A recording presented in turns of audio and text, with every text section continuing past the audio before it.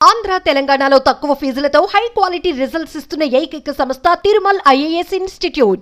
గౌరవ సభ్యులు వారు ఎన్నికల 2013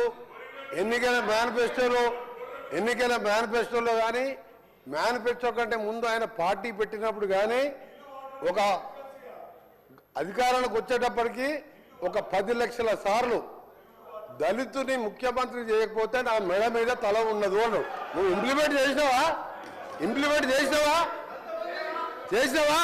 ఆఖరి దళితుడికి 3 ఎకరాల భూమి ఇస్తా, బోరేస్తా, మోటార్ ఇస్తా, 1.5 ఎకరం ఉంటే 1.5 యాడ్ చేస్తా, ఆయన ధనవంతం చేస్తాను.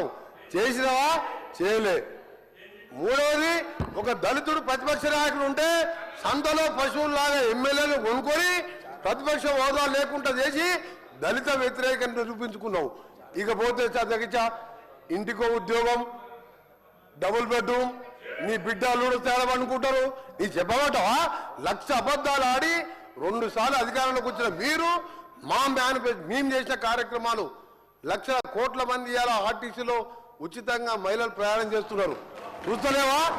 50 లక్షల కుటుంబాలకు 200 యూనిట్ల వరకు ఉచితంగా ఈ రోజు కరెంట్ ఇస్తున్న మాట వాస్తవం కాదు. ఒక ఇంటికి 600-700 అంటే సంవత్సరానికి 7,000 రూపాయలు ఇలా మిగులుస్తున్నాం. ఇంకా చేసే కార్యక్రమాలు ఉన్నాయి.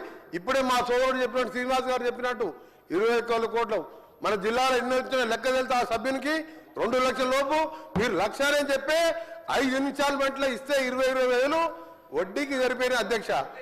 అంటే 15 నెలల్లో ఇన్ని చేసిన వాళ్ళం. మాకు ఇంకా 3-4 సంవత్సరాల సమయం ఉన్నది.